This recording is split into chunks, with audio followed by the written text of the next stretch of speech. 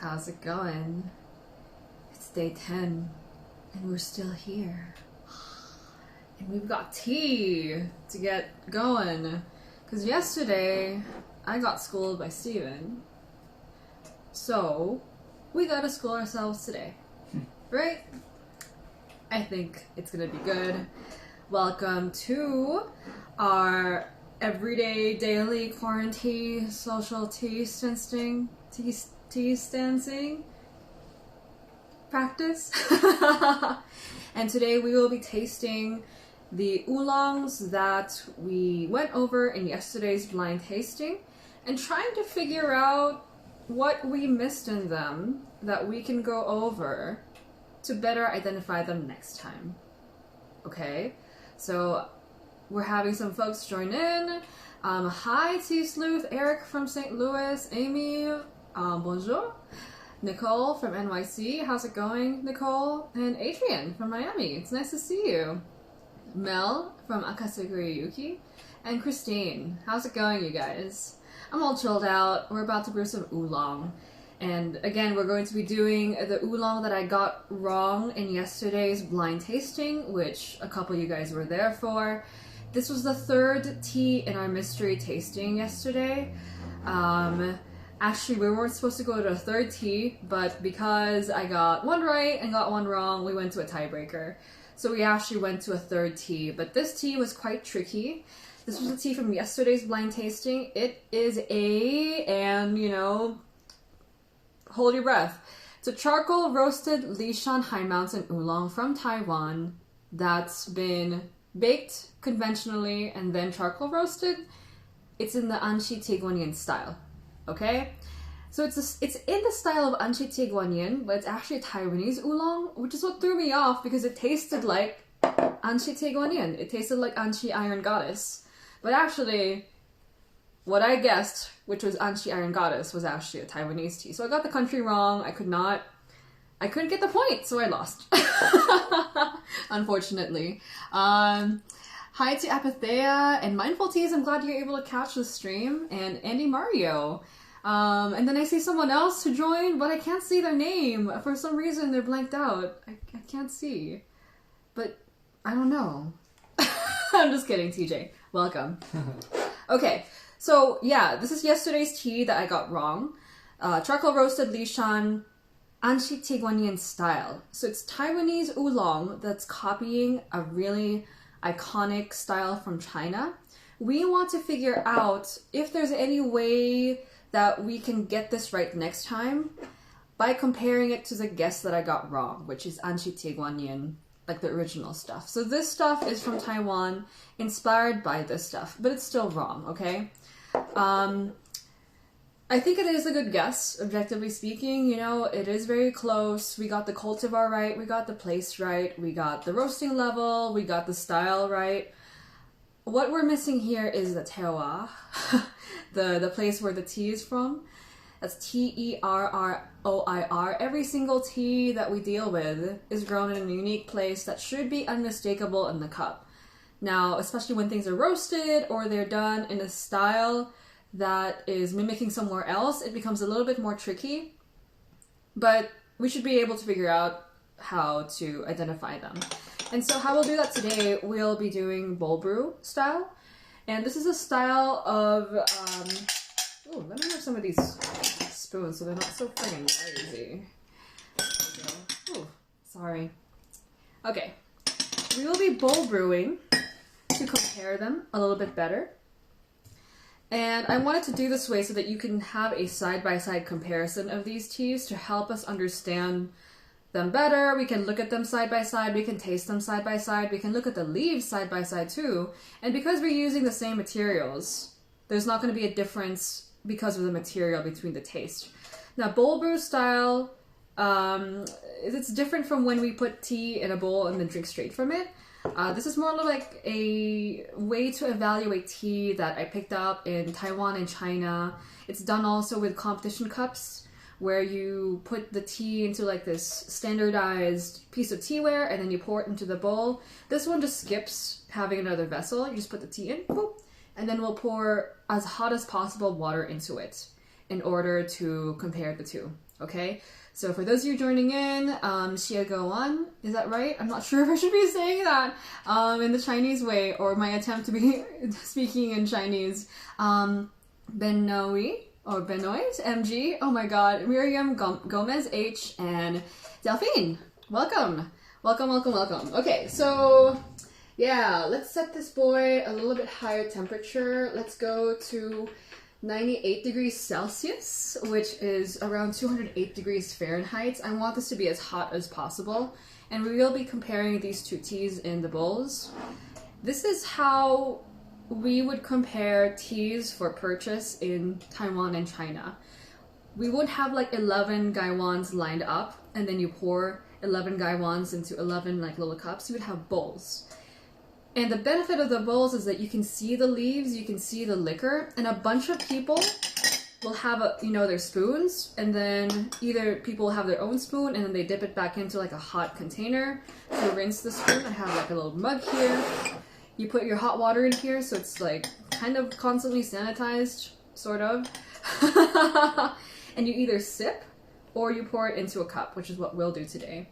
But using a soup spoon is delicious, but it's also allowing us to smell the fragrance coming off of the leaves instead of kind of going all the way down to the bowl. I'll show you in a little bit, but this is a style of evaluation that you will see lots of people do in Taiwan and China if you've been to Taiwan and China and if you ever want to go. Yeah, okay. First things first, let's weigh this out. I just want to make sure that we're using more or less the same. So on your guys' is this your guys' left? That's the left, right? On your guys' left, is that the left? Yeah, this one. This one is the original, the actual tea, the tea that Steven picked yesterday. This is the Lishan High Mountain tea that's in the style of Chinese Anshi Oolong. So this is the weird one. I got it wrong. We will do, let's do like, these are big bowls. So we'll do like 3 grams of that. 3 grams of this baby. And then we're not gonna look at the dry leaf right now. Focus on like the taste of the tea in there. Let me preheat these bowls first before we get them started. While we're working on this stuff, you can watch me set up this side by side. But let me know what you guys are drinking at the moment. All right. And then we're gonna pour into this little mug here. This is so these guys also get preheated. And so if someone is using multiple spoons or trying to like transfer from one bowl to another, you can have a way to rinse off the spoons. And they got lots of dogs in them. I like them a lot. So yeah, what have you guys been drinking today? We've been drinking a charcoal roasted dongjing from Floating Leaves. It is a charcoal roast, right? That's been lovely. And that's pretty much it. That tea is so satisfying that I've had 2 cups of it. And I've been pretty satisfied. So yeah, that's pretty much it. And then after this, we will be going to Discord for our hangout. I will probably, on live, try to figure out the Shanlin Shi from yesterday together with another tea that I got wrong yesterday. It was a Shanlin Shi. I'm going to side by side it with my guess, which was Alishan Jinxuan. But I'm going to be doing this one first. It's the more tricky one, I think the more interesting one, to be honest. Okay. So this is 3 grams of the actual. And then we'll do 3 grams of my wrong answer, but still pretty good answer, which is the Anshi Tiguanyin.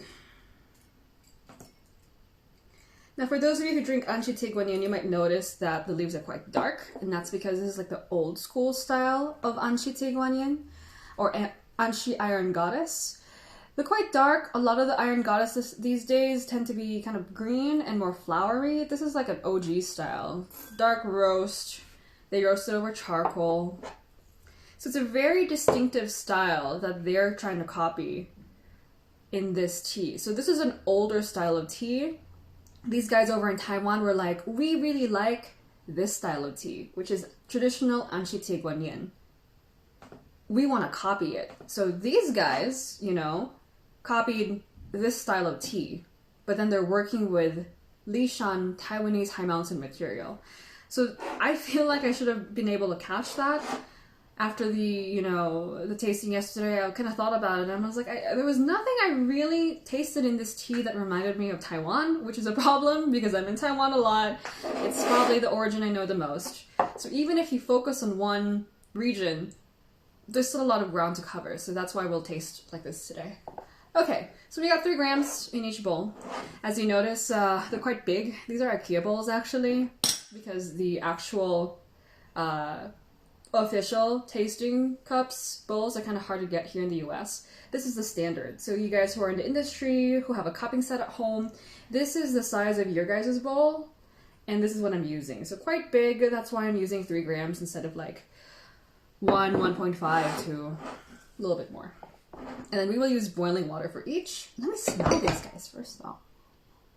Okay, so Christine says she's made some matcha this morning, working on your phone. We haven't had matcha this morning.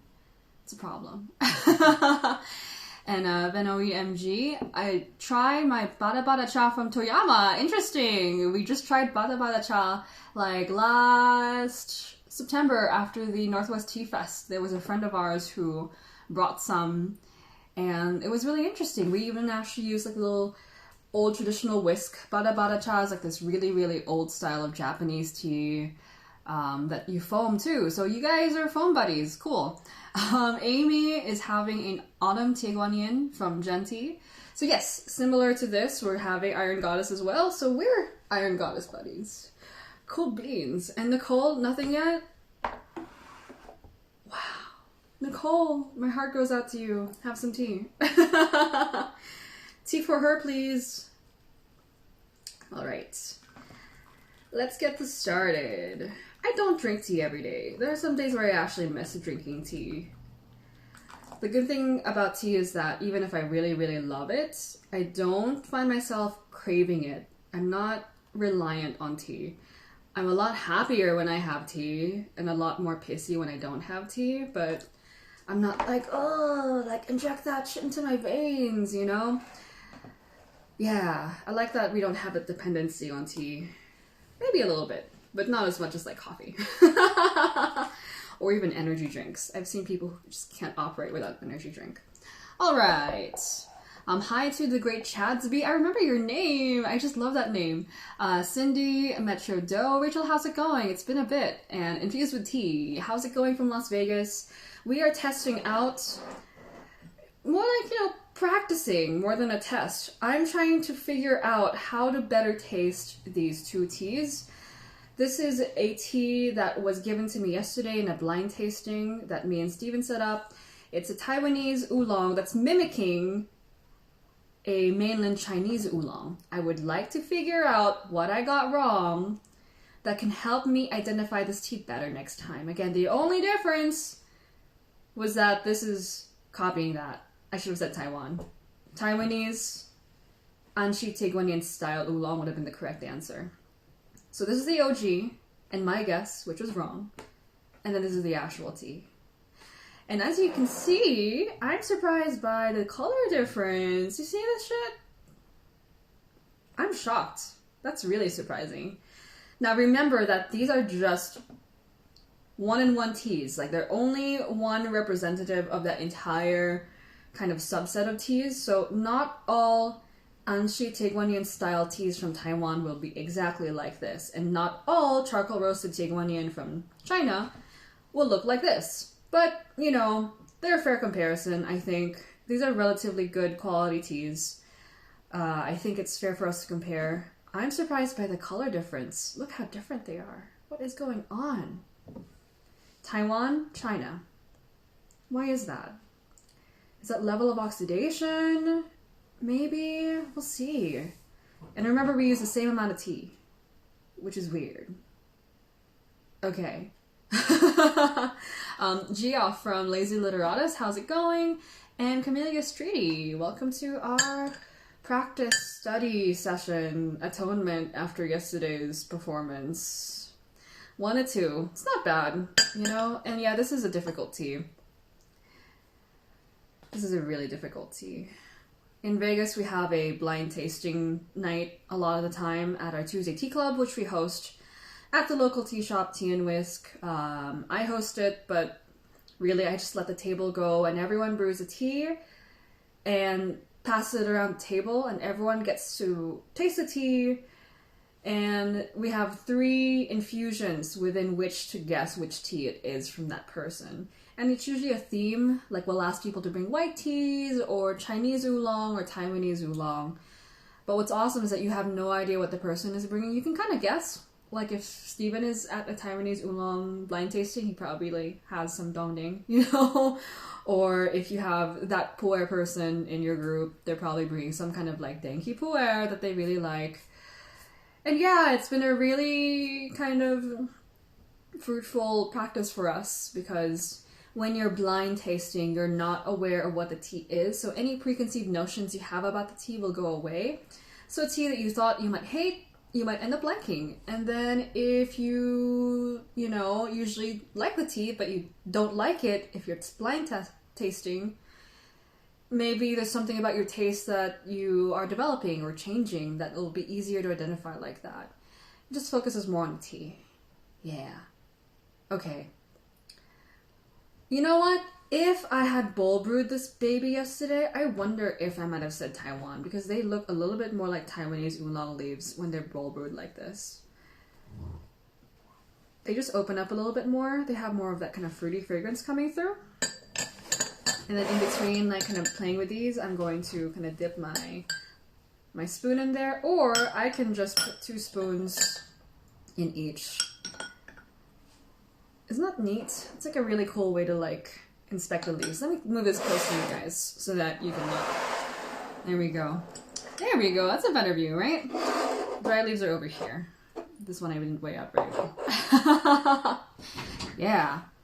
So this is the Anxi, this is the Lishan copying Anxi Tieguanyin.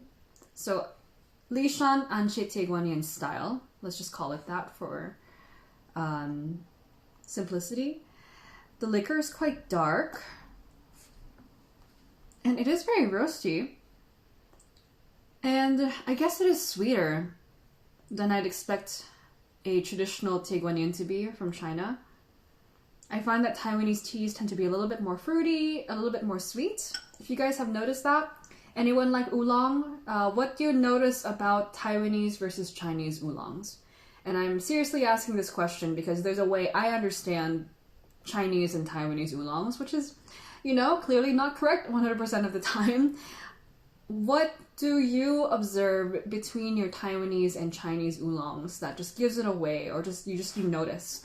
Even if you've never done a blind tasting before, how would you describe the difference between the two? Let's say if you're like, I don't know, really curious niece or daughter or sister or whatever is asking you, what's the difference between Taiwan and China? Aren't they the same? They look the same. What would you say is the difference? For me, this one's more sweet. And then this one, oh wow, holy crap-a-roni. Wow, so I can kind of tell the Tieguanyin characteristic here, meaning like the cultivar style.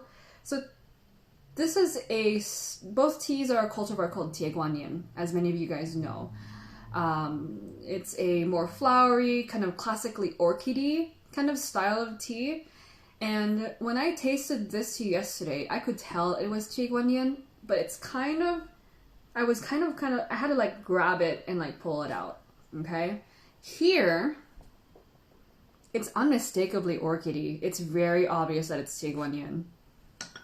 So I wonder if Chinese Anxi Tieguanyin, even traditional style, is more obvious than Taiwan, because this is kind of like the classic combination. China Anxi Tieguanyin. This is kind of like changing it a little bit, flipping the script a little bit. Yeah, this is super floral. Like super floral. Holy crap. Wow. If I was allowed to blind taste these with like an example of what I had, of course it would have been a lot easier, but it's really obvious side by side now what I got wrong in trying to notice. Hi Roxanne, how's it going? Nice to see you. Eli Amelie, how's it going? Good morning again. I'm all the way from Tokyo. And Fallen Ruby, welcome to our kind of practice. And Dahlia David as well. Welcome. We are practicing with very similar teas and how to identify them. If you guys have never seen this before, this is called kind of competition style brewing. You put the tea in bowls, you use soup spoons, and it kind of looks funny at the beginning, but the spoons help you test the aroma of the tea and kind of like play with the leaves a little bit. This is exactly how we evaluate tea in Taiwan and in China. And I asked the question, how do you guys differentiate between Chinese and Taiwanese oolongs? Christine says that the blind tastings are like redirected torture. It's not torture, it's fun. I like it. That's why I subject myself to it. And then Roxanne says, floral and delicate notes for Taiwanese teas. They tend to be when they're high mountain without the oxidation. This definitely reads as more soft and kind of subtle to me. This one's a little bit more rough around the edges. Like Chinese teas just tend to be a little bit more like, rah, I think. And the floral that I get from Taiwan teas is a little bit more like sweet floral, whereas the Chinese teas are more like orchidy, lush, kind of sometimes perfumey floral. Yeah. Benoit MG, definitely more on the truth side for the darker oolong in Taiwan. For the green, I think Taiwanese tend to be more floral and Chinese more on the mineral side. And then Delphine says the lighter Chinese oolong I've seen have a looser roll, but I haven't seen enough to make conclusions. These look kind of more jaggedy to me. Yeah, they're really similar though. Now, let's try to explain why these are different in the color. They seem to have similar levels of oxidation. And by oxidation, we're talking about how dark the leaves are. You know, they're both pretty like kind of dark greenish, reddish. So why is this so much... Wow, yeah. Why is this one so much lighter in color? I'm not sure, actually. I'm pretty surprised by the difference in color, if I'm being perfectly honest. I would say that the intensity of color might be coming from the high mountain growth. That's just a guess on my part. High mountain teas tend to have a little bit more oomph to them, more kind of set like oils and flavors and stuff, and maybe that's why this is reading as a little bit more thick. You can also see the intensity of the color, not just the color, but like how deep it is. It's really deep, right? And yes, both are roasted, but there's more kind of like interesting oils and starches here for this high mountain tea to work with, because it's been grown at like a challenging environment. So it just has more to give. This one's a little bit lighter. And I guess the oxidation is a little bit, I'd say it is a little bit lighter actually. Yeah, I know we're talking some like really intense tea processing here. And even for me, this is just a guess based on what I'm seeing and what I've known about oolong processing. But, you know, even if you don't want to memorize all of the terms, you don't know what these, you know, the jargon means, the most important thing is to taste, okay? Let's just taste this guy. And then I'm going to read your notes. Isn't it so convenient? You just have like a little spoon. We don't like to aerate the tea.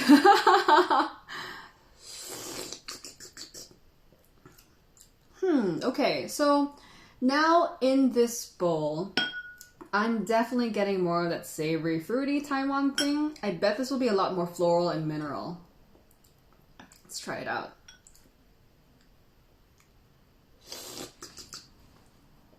Yeah, wow.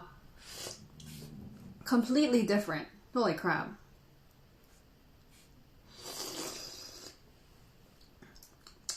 Yeah, so, this one is definitely more floral and mineral. It's a little bit thinner on the texture.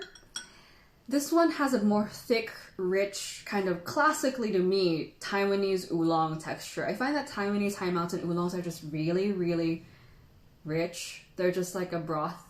Like if they're a ramen broth, they're like legit Japanese ramen broth, you know, they're not thin and stuff. They just have so much texture.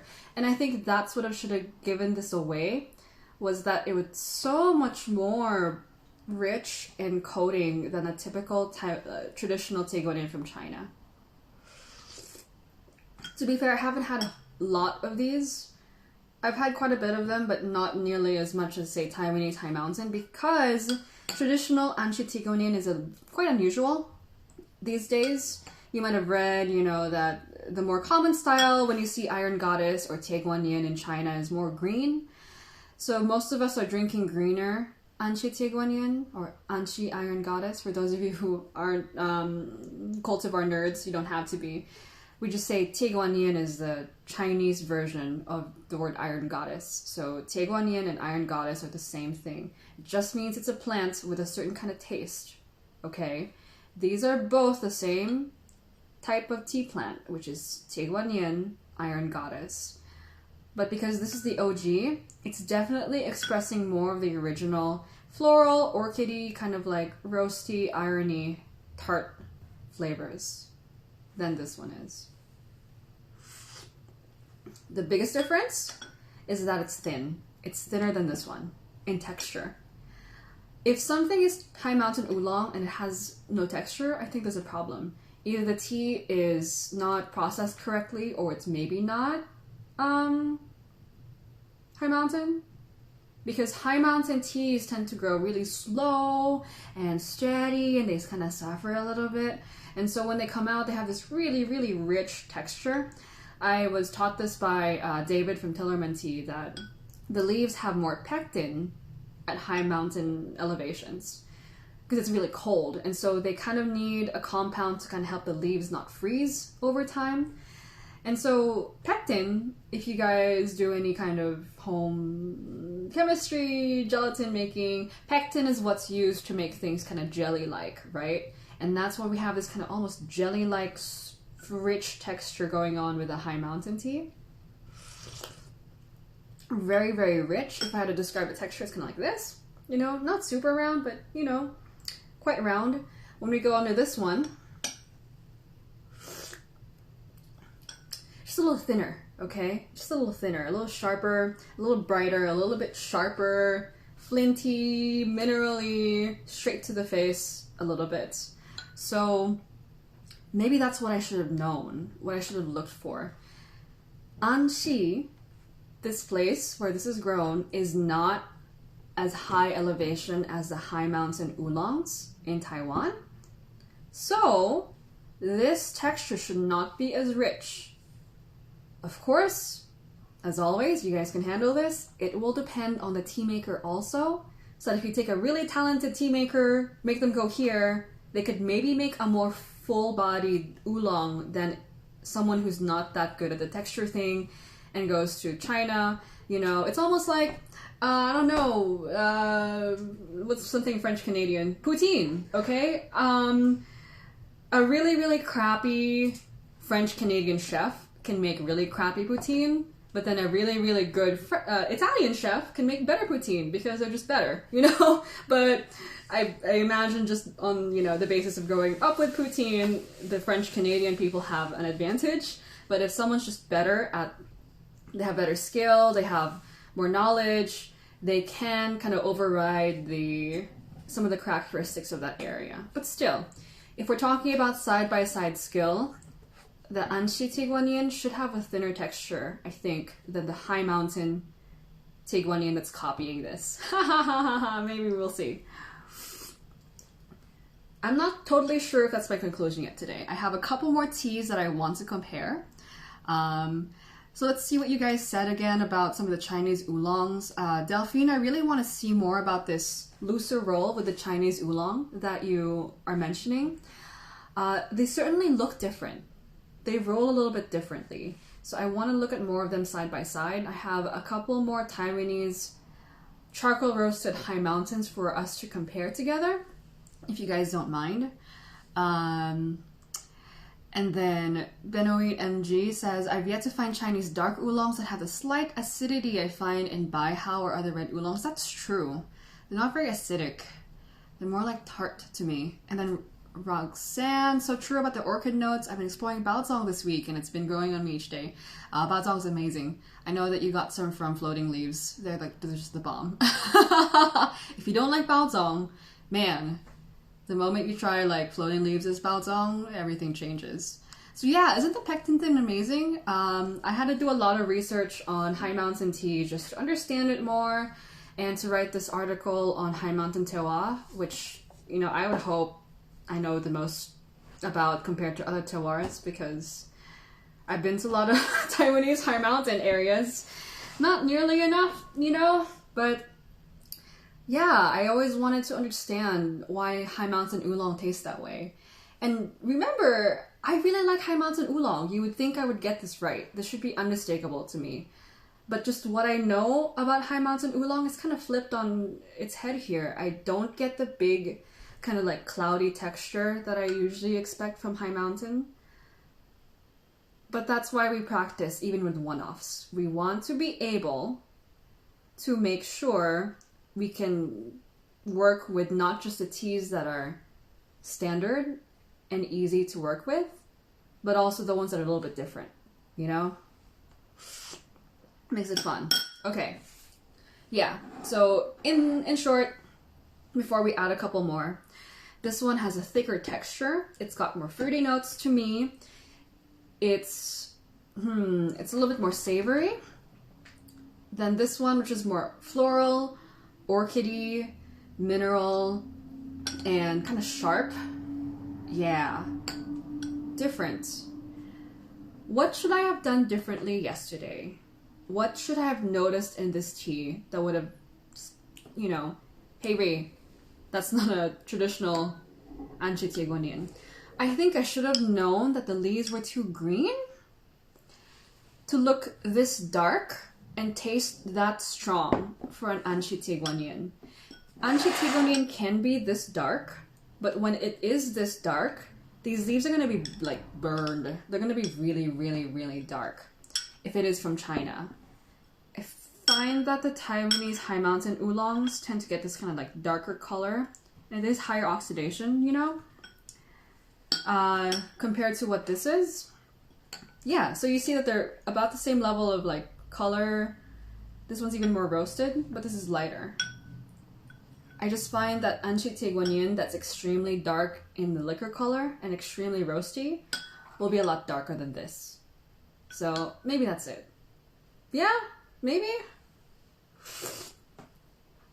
Maybe. The Tieguanyin characteristic is really strong, this one. Like, really strong. For y'all who are cultivar nerds, really strong Tieguanyin taste. So maybe that should have been a clue for me too, that I had to kind of grab the Tieguanyin taste a little bit from this. But to be fair, I don't drink a lot of Tieguanyin, so I just need to practice more. Yeah. Okay, let's add some more teas to help us understand this better. Now, we know what high mountain Tieguanyin tastes like that's been charcoal roasted. And then this is the one that I guessed wrong. I mean, my wrong guess, which was Anchi Tieguanyin. There's a couple of things in the middle, right? We also have Taiwanese Tieguanyin that's not high mountain, which is Muza, right? You guys have seen this tea. Muza Tieguanyin. I want to try that. And then I want to try another high mountain charcoal roasted oolong to see if it is the same kind of like style, to see if it tastes different or if this is a one-off. So what I'm trying to do here is this just a weird one that maybe it's okay that I got thrown off? Or will another Taiwanese high mountain oolong, I don't have another Tieguanyin, but another charcoal roasted Taiwan high mountain oolong look and taste the same? So I can maybe identify it next time. Does that make sense? Let me know if you have any questions. I know there's a lot of terminology being thrown around today, but I think you guys can handle. And if you don't, take what you can. Seriously, I've been doing this for so long and I still don't know everything, let alone everything I'm saying. So just absorb what you can. Whatever makes sense to you, keep it. If something doesn't make sense, if something doesn't match what your idea of what Chinese versus Taiwanese tastes like, if you have a different opinion on how to kind of pick it out, your opinion's the most important because you don't have my same taste buds, yo, and I don't have the same as yours. And that's good, because if not, then it's boring, because it's just everywhere. Gross. Disgusting. Shiloh, how's it going? And And then, yeah, there we go. I'm glad that I am connecting you with the Discord. So it is Benoi. Benoi? Angie? What can I call you that's not gonna totally try to butcher my... you guys are trying to freak me out with like all the French that I'm doing. Flag and Spear, welcome to the chat. T-Log Marcel, how's it going? It's been a while. He's done a lot of traveling around Taiwan too. And then Amy says they would need to make their own curd cheese. That's hilarious. And yeah, Delphine, I'm not trying to just entertain you. I'm just trying to make a connection that you guys can kind of relate to. Benoit. So Delphine says Benoit, and Amy says Benoit. Which one is it? You guys can bother me during the Discord hangout, I guess. Let us boil some more water, just to get this going. If you have any questions about these, ask me. Please ask me. If you have any extra comments, even stuff that doesn't agree with what I've been saying so far, please let me know. Please let me know. Sometimes I have this epiphany moment where someone's like, hey, by the way, Ree, doesn't this taste like that? And this tastes like that? And I'm like, oh my god, I've been drinking this tea for years and I never noticed that note. And I get it. Not everyone is going to have the same taste experiences as you. Not everyone's going to perceive tea in the same way. So if what I'm saying doesn't resonate with your tasting experience, don't worry about it. I think on Reddit one time, someone was like, oh, I used to wonder about Da Hong Pao, like Chinese Hui Oolong. People say they're minerally, but I could never understand what minerally meant. They just tasted like curry. But actually, I'm just realizing that I grew up with curry, and I don't know what mineral means. It's the same thing. I just read it as being curry, and other people read it as mineral. Now, I don't get curry in yancha, but I bet if I put Wui yancha in front of that person, they would know instantly, because they have that tell. Tastes like curry, it's Wui yancha. So even if your tell for the teas isn't as mainstream, or predictable, or it's kind of weird, like curry and Hui Oolong, I don't get it, but if it works for you, dude, just do it. Just do it. Just do it. Just do it. Right, Steven? Yep. What we're not telling Steven is that after this, we're going to have him blind taste these bowls and try to figure out which one is which, right? What do you guys think? No? No. No? So Ben is fine? Okay, cool. If only what you want, you know, I'll call you whatever you want, even if I have to practice it. Rachel, cheese curds are yummy. We don't get enough poutine action down here. Right, Steven? It's not really usual to find poutine in Vegas. No. You have to like go look for it, which is unfortunate because I think Denver has a lot of poutine for some reason. I don't know why, but Denver over in Colorado has a lot of poutine, and that's where I learned how to eat poutine, and it's pretty amazing. I'm not a big cheese person, but that stuff is really good. So I'm putting in Mujia Tieguanyin here, and also I'm going to use another charcoal roasted High Mountain Oolong. It's not Tieguanyin High Mountain. That tea is so fucking specific. I mean, it's really specific. Has anyone else had a High Mountain Tieguanyin that's been charcoal roasted? I mean, it's just really specific. So this one's more green. I'm gonna want to use one that's more similar in color. Yeah, let's do the Alishan. So I have two High Mountain Oolong that's been charcoal roasted. I'm going with the one with a more similar color. There we go. This is the Alishan. All right. Yeah. Now, Taiwan, Taiwan, Taiwan, China. This is the one I should have known what it was. I'm trying to learn how to identify this because apparently I don't know how to. I didn't get the place right. I didn't get the elevation right. I got the cultivar and I got the level of roast and I got the style of roast, which I'm pretty proud of. I was able to tell that it was charcoal roasted. So I want to compare it to some other teas with some kind of changes, just so if we do a blind tasting again, I'll be able to identify these small changes, you know? You're like, low elevation, Tie Guan Yin. High elevation, Tie Guan Yin. Charcoal roasted Tie Guan Yin? Not charcoal roasted Tie Guan Yin. Chinese Tie Guan Yin? Taiwanese Tie Guan Yin. Like, Taiwanese charcoal roasted, Chinese charcoal roasted. There's so many combinations you can deal with. And I know it's a little bit scary, but they just taste different, which is cool. I just like that they taste different. And of course, I'd rather next time I get them right. Okay, so I boiled this again to 98 degrees Celsius, 208 degrees Fahrenheit. We're in Vegas. We can't get up to 100 degrees Celsius here because of our elevation. So this is as hot as I can get it to be. Let me know if you guys have any questions. And then afterwards, we will look at the leaves to see what we can learn from them. Yeah. Let's see. Benoit says, we all have different aroma memories, like I work in a spice shop, so when I think of vanilla, we have 7 varieties. Oh my god, with different cultivars, so I think of other stuff than the classic sweet vanilla. That's crazy. Oh my god.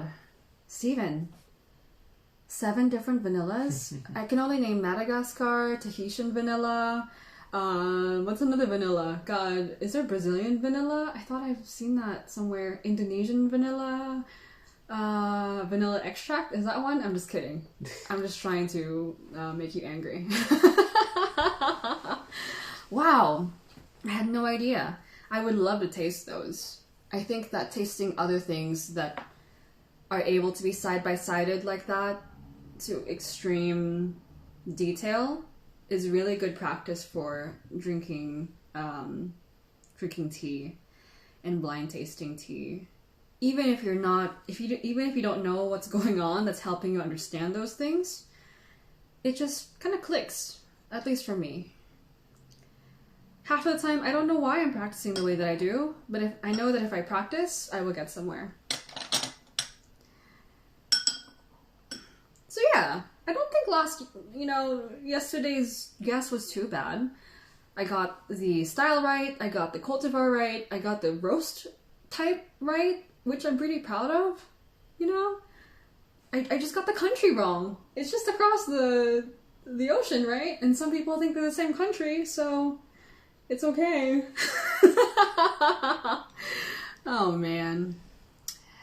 Yeah. Rachel, didn't we have in the shop once? We do have some of these Tie Guan Yins at the shop sometimes. Tea and Whisk, the shop she's talking about, I don't think has a traditional Tie Guan Yin.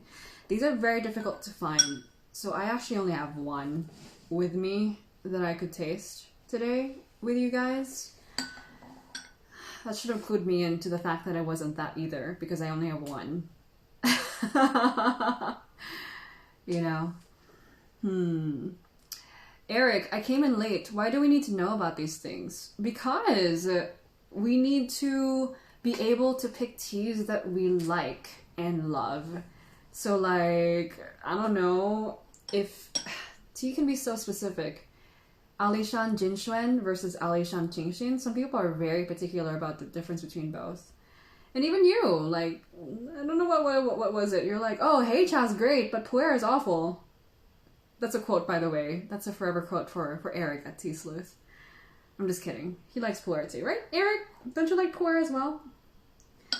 Yeah, I just find that these minute differences can make a big difference for us as tea drinkers.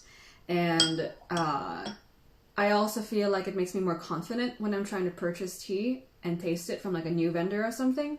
And if something is marketed as a traditional Anchi Tie Guan Yin, which can be very expensive because it's quite rare and difficult to find nowadays at a good price, matching the value, if there's something off about it, if you had the experience with it before, you can be able to tell there's something wrong. And then also with a high mountain here, sometimes teas are marketed as high mountain teas when they're not, right? I can pretty easily tell when something is not high mountain, even if it's marketed as high mountain, but only when it's lightly oxidized, apparently. Because I couldn't tell that this was high mountain oolong. by doing this, maybe I'll be able to tell when something is oxidized and also not High Mountain Oolong. You know what I mean? So yeah, I like that it gives me the confidence to be able to tell what is in front of me even without the name. Because labels are great, you know, in the very beginning to try out, but then eventually you can't rely on the labels forever, right? You gotta rely on your own taste. Yeah. I'm glad that we did these two because this is the charcoal roasted High Mountain Oolong. It's a very different color from this one. Wow. It's really different. So we'll have to work to see what the similarities are between these. This is an Alishan charcoal roasted High Mountain. And this is a Lishan charcoal roasted High Mountain. This is a different cultivar though. This is Qingxin. This is Tieguanyin. What I can do by comparing these two is taste what charcoal roasted High Mountain Oolong tastes like. Okay, that's my goal with these two here.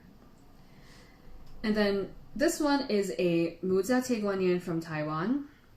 My goal here is to taste what a roasted Tieguanyin from Taiwan tastes like. So this is the connection here between these two, okay? So Tieguanyin from Taiwan, charcoal roasted High Mountain from Taiwan, okay? When you do these kind of parallels, you can understand what makes it Tieguanyin and what makes it High Mountain charcoal roasted. And then maybe these two are combined together to make these, you know? I don't know, we'll see. For one, the color is different. So this one is a lighter roast than this one, or it's been lighter oxidized than this one. So this now is a lesson for me that not all charcoal roasted High Mountain is really dark. This might be kind of like a one-off. Look how dark it is compared to this one. They're both High Mountain charcoal roasted oolongs. So I'm going to revise what I just said a couple minutes ago. This color intensity is unusual. Maybe they just wanted to oxidize it a lot because it is really dark. Most of the charcoal roasted High Mountain oolong I've seen have been around this level. But these four teas are expanding my flavor library. So if someone says, oh, charcoal roasted oolong is never that dark, I'm like, don't say never. I've had one that's really dark. Even if it's one time, that can help you identify it again maybe years from now, but you'll be able to go back to this moment and be like, hey, no. I know most charcoal roasted High Mountain oolong is really light, but there was that one time I saw that one fucking Steven picked it out from the mystery blind tasting. I'll never forget this tea for the rest of my life. It can get that dark, okay?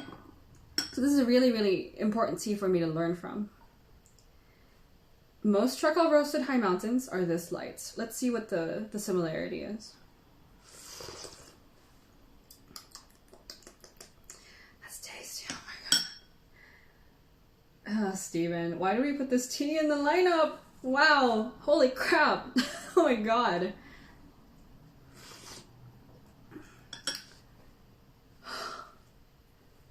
Wow. I think that was a mistake. This tea is so good. That's insane. So this is actually Floating Leaves' charcoal roasted Alishan. They don't have it on the site. It's incredible. It's incredible. It's really good. I fucking hate them. They have such a good teas. Here you go, Steven. You can see how much of a Floating Leaves fanboy he is. It's the only one he wants. Their tea is so good. So everything you hear from Shawen talking about like structure and body feel and aroma, it's so unmistakable when you drink their tea. I'm trying to fit it into this very kind of logical, structured, left brain kind of tasting, but it's such a heart-forward tea that it's just wow, holy crap. This is a tea that is better not in like a side-by-side like this. It just needs to be by itself. I just gotta say that, okay? I'm glad it's in the side-by-side because you can just see how much it outclasses that other tea. It's just so good. Oh my god. I know we're getting esoteric. But holy crap.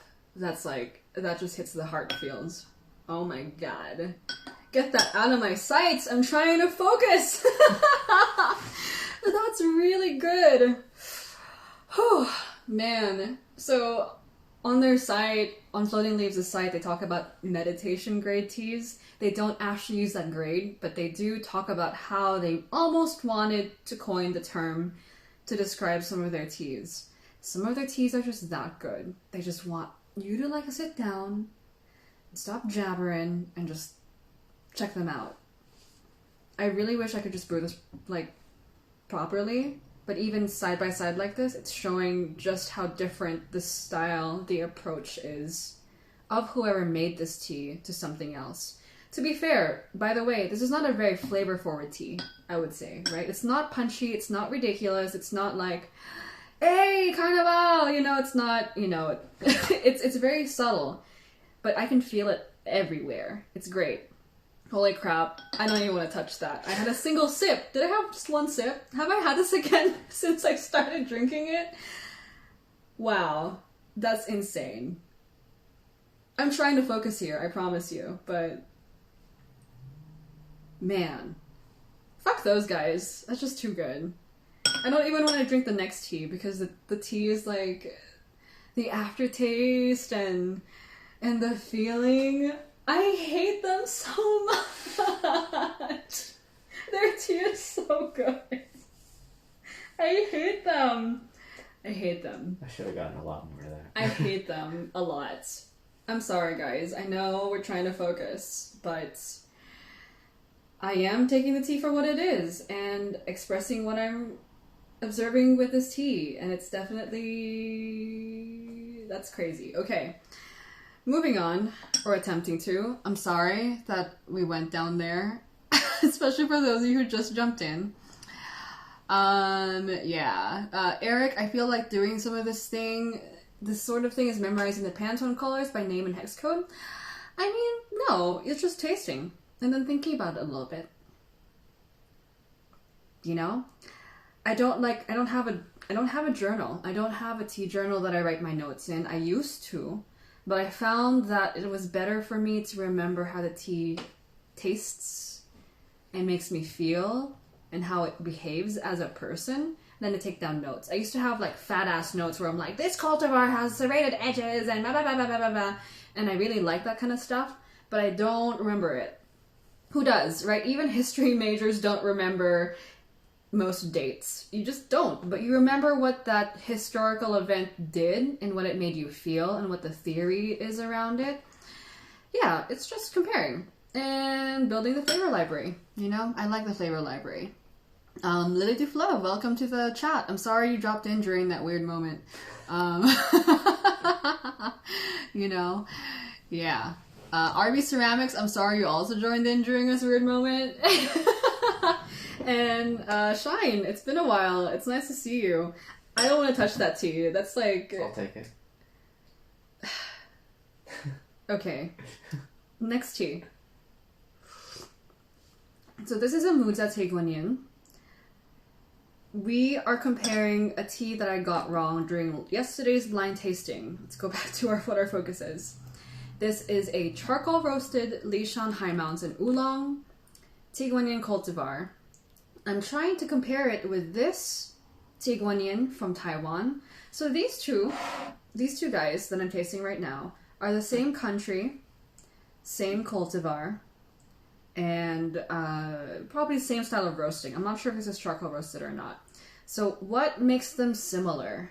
Okay, what makes them similar that will allow me to identify this next time, maybe? And also, what makes these two different? Because this is from China, Tea Guanyin. This is from Taiwan, Tea Guanyin. They actually have very similar levels of roast. So I think these two will be a really good comparison. Fuck that Floating Leaves one, that's just too good. It's not even, I cannot, that's just too good. But what I can learn from it is that the texture is really good. And I'm just gonna drop it. That's just magical. Steven, don't drink that without me. It's so good. Let's compare what Chinese Tea Guanyin that's been roasted tastes like versus Taiwanese Tea Guanyin that's been roasted. Okay? Let's see. Very similar in color. I like that. Alright? Delphine, if you're still here, That should have given it away too. Fuck me. Okay?